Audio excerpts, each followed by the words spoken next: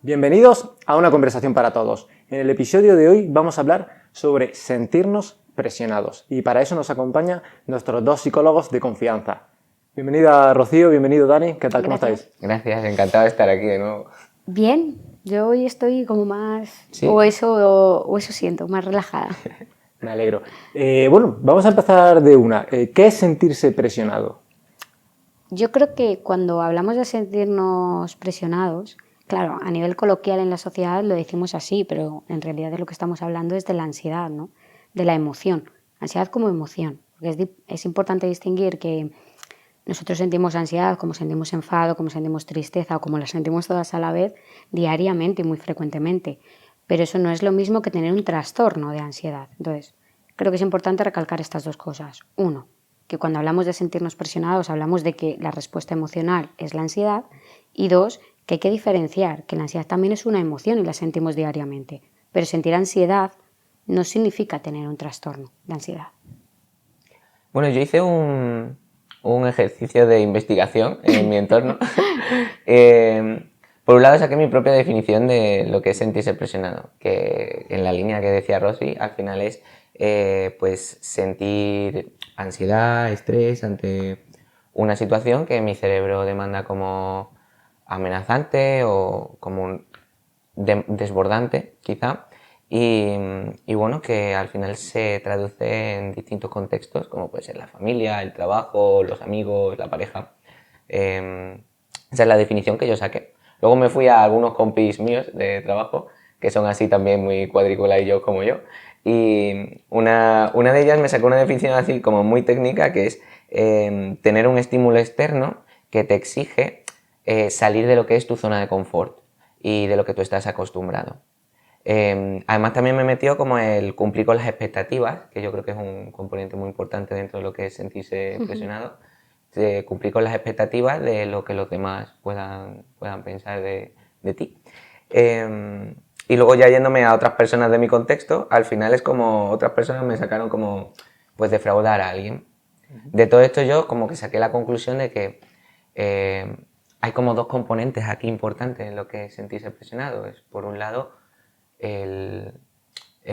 una demanda externa, ¿no? Las expectativas que puede tener en mi entorno de mí, y por otro lado ya más a nivel de mi autoestima, mi autoconcepto, la imagen, ¿no? que tengo de mí y las expectativas o creencias que pueda haber en ello. Pero sí que es verdad que la idea principal de todo esto para mí es que lo que es el sentirme presionado nace de una demanda externa.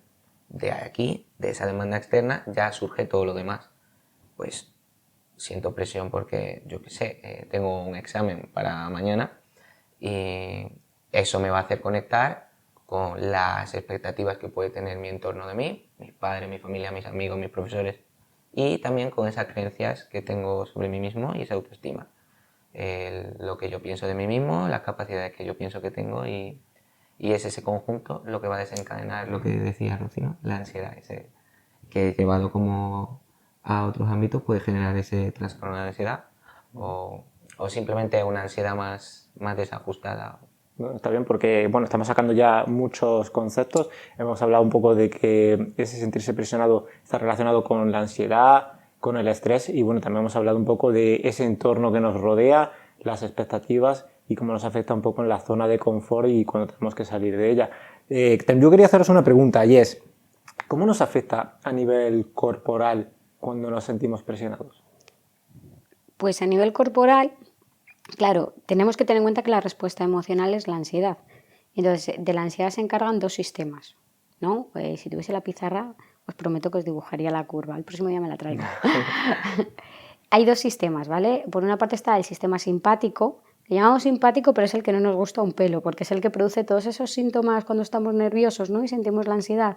La sudoración, las taquicardias, el que nos cueste un poquito más respirar, el que nuestra conducta motora sea muy rápida. Entonces ahí es cuando estamos empezando a subir los niveles de ansiedad. Y el otro sistema que tenemos es el parasimpático, el que al que no nos cae nada bien aunque le llamemos simpático, ¿vale? Que tiene la respuesta contraria. Eso es lo que ocurre a nivel sistema nervioso. Entonces, aquí hay una cosa muy guay y que también es muy tranquilizadora, y es que si uno está activado, el otro no. Y si el otro no está activado, el contrario tampoco, ¿vale? No pueden estar los dos activados. ¿Qué pasa? Que por mucho que nosotros sintamos ansiedad, va a llegar un punto en el que esa ansiedad va a parar. El problema es cuando empezamos a hacer cosas con ella, ¿vale? Pero si nos permitimos gestionar la emoción, la ansiedad va a parar, va a bajar. Y esto es lo que ocurre un poco a nivel sistema corporal y cómo podemos manejarla también.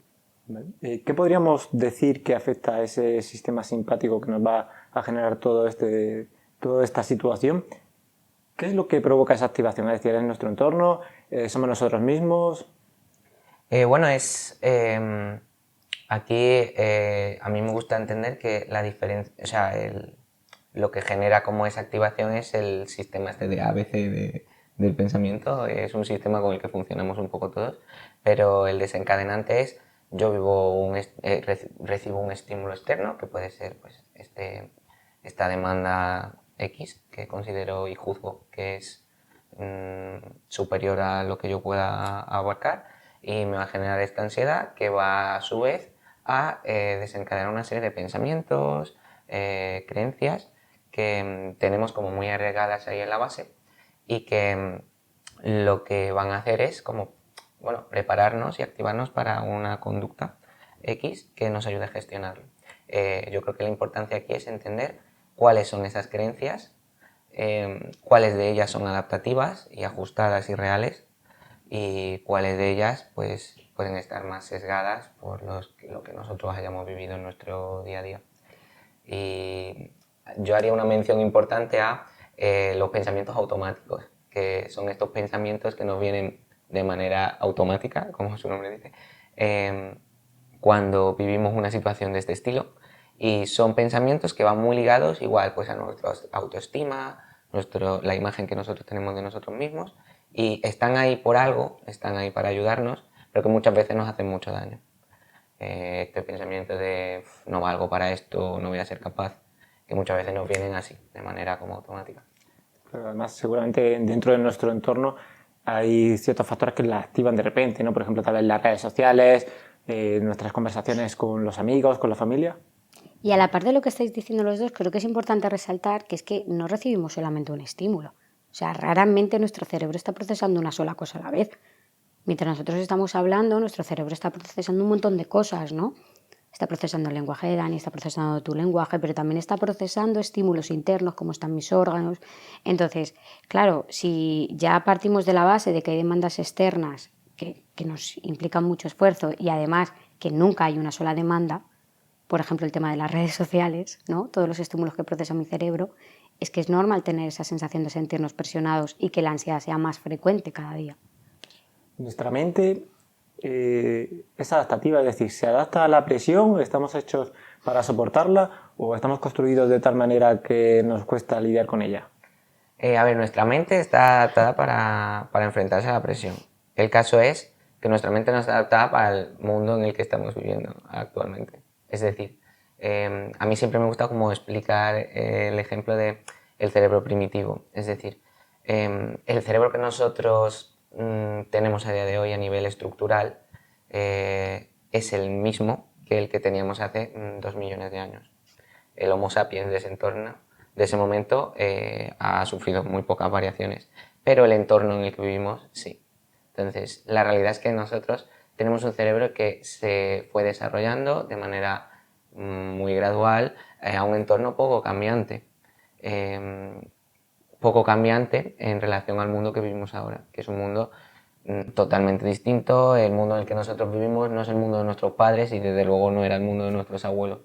Entonces no está realmente adaptado pues, a las situaciones que nosotros vivimos a día de hoy, simplemente a nivel de las redes.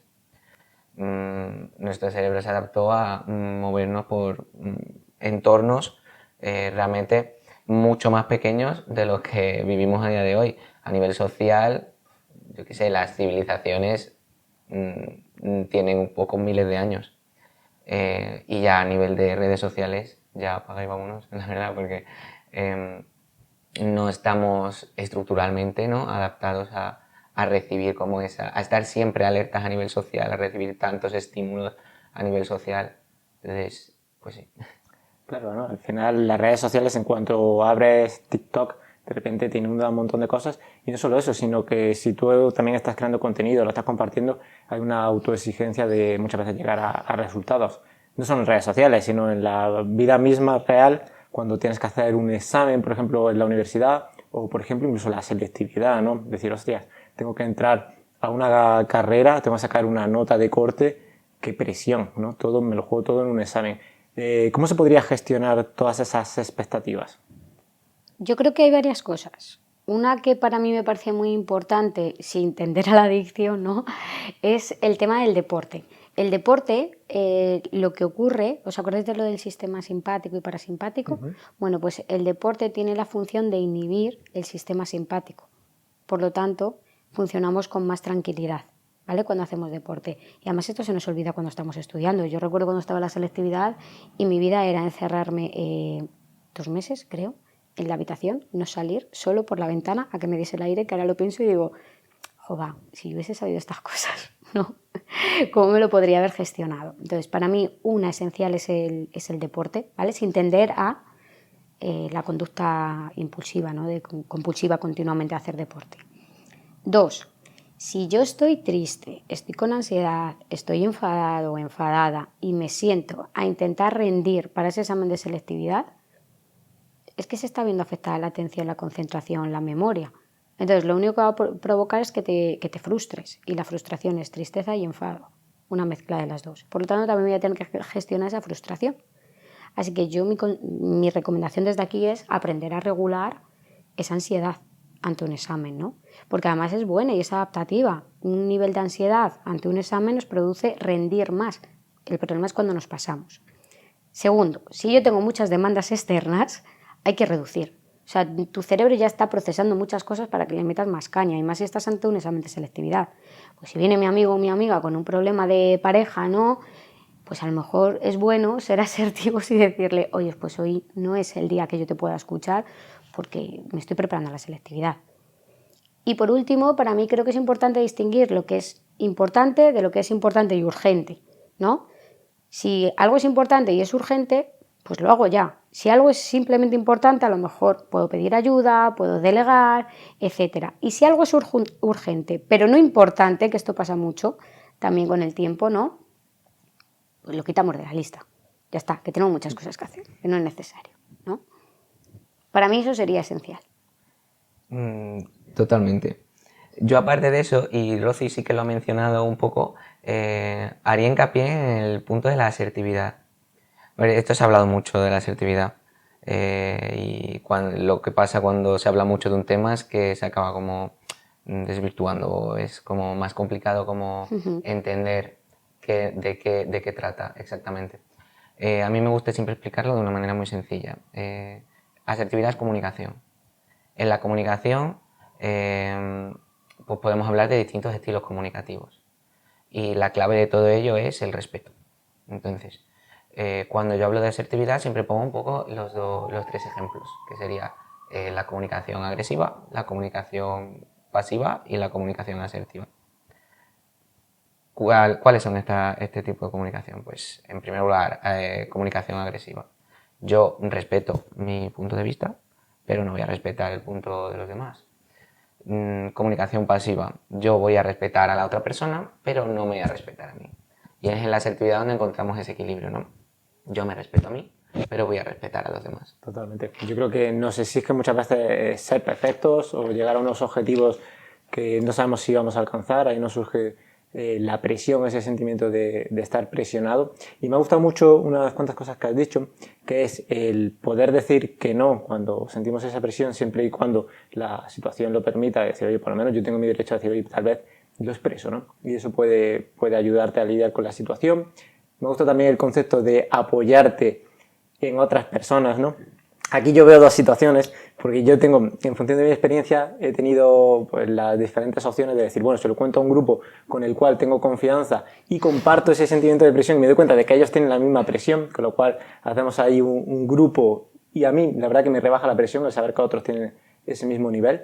Y luego, por otro lado, hay ciertas cosas que prefiero no decir, ¿sabes? No sé si es bueno o malo, pero por ejemplo, si yo tengo un examen y tengo que sacar un 10, prefiero decir, mira, no voy a decir tengo un examen o tengo que sacar un 10. No sé si esto es una fortaleza o una debilidad, pero la verdad me suele ocurrir a veces no decir toda la información por miedo a las expectativas de los demás, ¿no? Vas a hacer esto y ya parece que tiene que ser perfecto.